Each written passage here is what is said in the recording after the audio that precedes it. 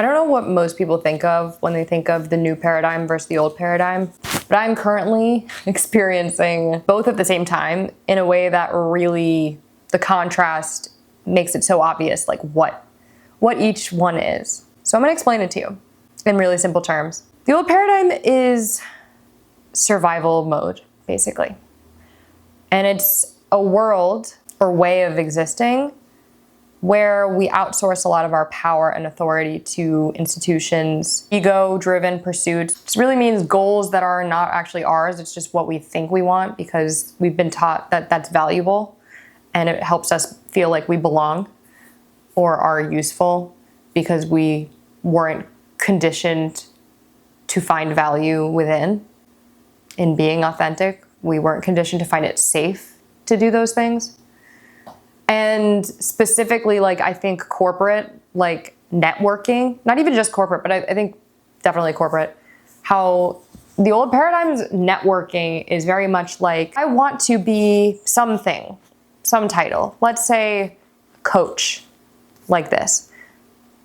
This, by the way, what I'm doing right now, like, just doesn't exist in the old paradigm because there's no title for what I'm doing. Like, I always think about, like, once I do go full time with this, what I'm going to say to people, like when they ask, what do you do? And I hope people stop asking this question in this way because that alone feels very old paradigm. But when asked, what do you do? There's an expectation you do something that exists within this little teeny box of things that have already been defined. It's that box that's old paradigm. Fitting into a system that exists already and that you're supposed to contort yourself and conform to. And it's not natural. It's not authentic. Maybe it was semi-natural when our consciousness was lower collectively. Everything happens for a reason, but we're at a place now where we have different types of consciousness at this point. Collectively, we are waking up and they call it the Great Awakening. But in the old paradigm, it's like, you want to do this thing that's already been defined for you. There's a title for it, whatever. You go through very traditional, like, education to get it. You take courses, people tell you information. They tell you how to think about it. They tell you how to do it. You just follow the little road and you just drive your car and you're like, I'm doing this. This is fun. Love this. Super cool. Super novel. And then, yeah, people just live their lives and they're like, why am I depressed? Okay, I know this is that's a layered conversation and a little controversial, more complicated than that, but kind of, there's a lot there though. So that is old paradigm.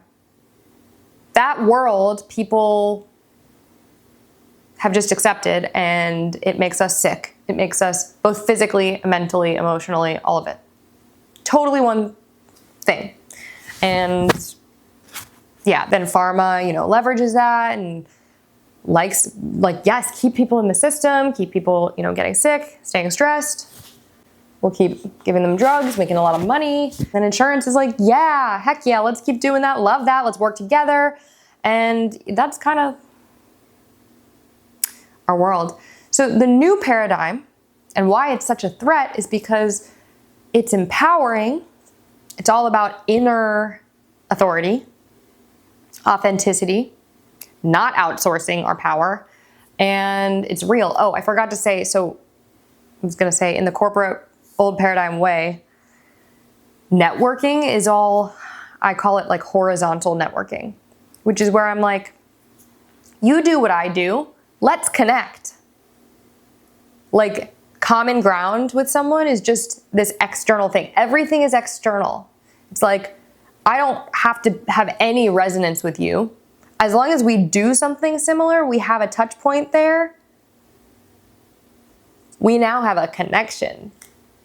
Just because you do something similar to me, or you have some relevance in some way, some superficial way to what I'm doing or what I like, does not mean that I care about you respectfully. Of course, I want the best for all people. But personally, does not mean we have anything in common. Does not mean you are someone I would hang out with. Does not mean I would even find value in you. Does not mean that there's any sense in us connecting.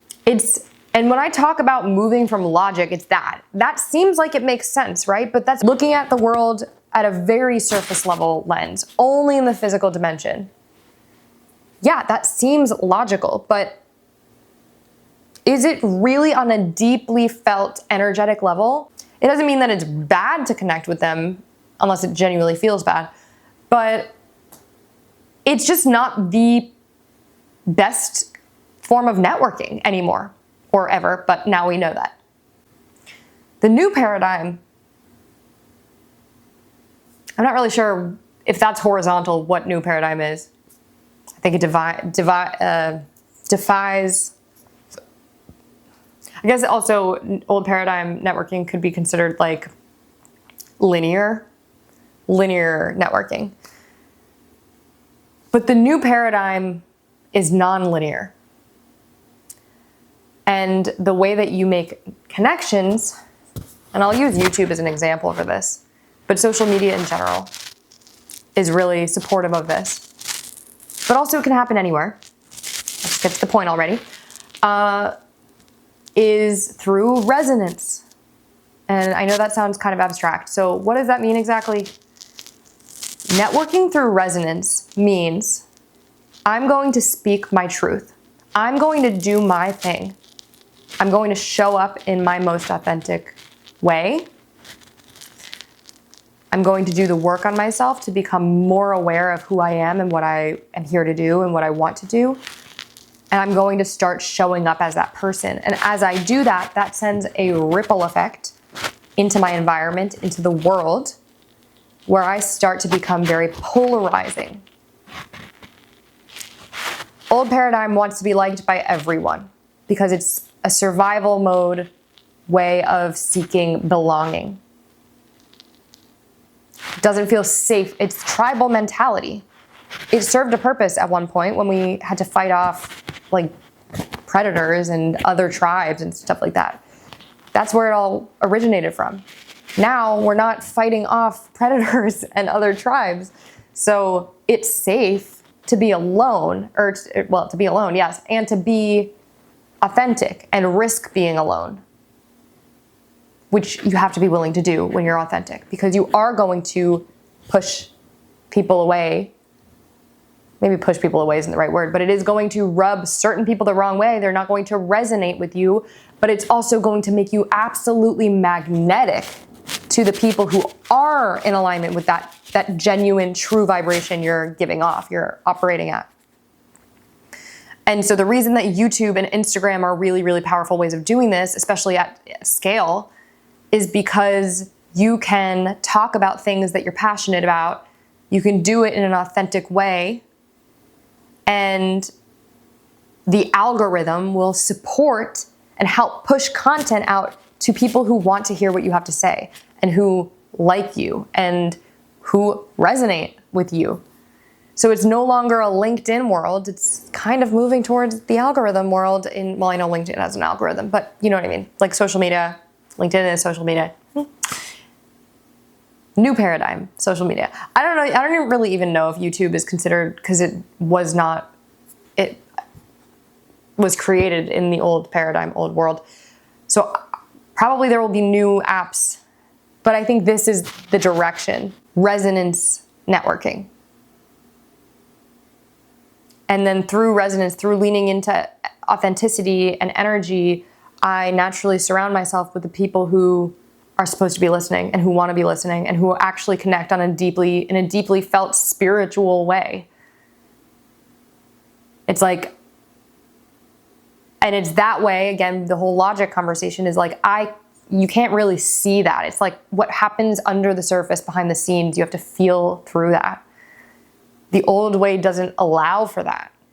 It demands control and visibility over everything. And it's really, really limiting, because the world it undermines the complexity of the world that we live in. And it also undermines our intelligence. the intelligence of the body. This is just a way of approaching the world in general. And it's not just in terms of networking with people, it's everything you do. It's no longer saying, I should do X, Y, Z because that I'm like mentally connecting the dots to things. It's, I'm going to lean into or take action that feels right when it feels right and follow that. Logic fills in the blank. Logic has a purpose, but it doesn't drive everything. It's not in the driver's seat. It says, how can I support your gut? How can I support the alignment? How can I help tie the loose ends and fill in the blanks and, yeah, make things easier or smarter or more strategic? But I think also your logical mind can help you make more aligned decisions when used properly, but it's something you need to keep in check. It's like, is my logic supporting my ego or is my logic supporting my soul and my gut and my intuition?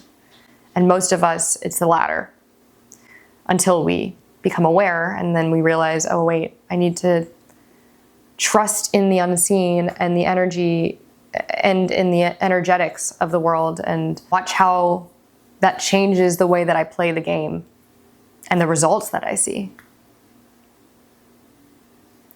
That's our future.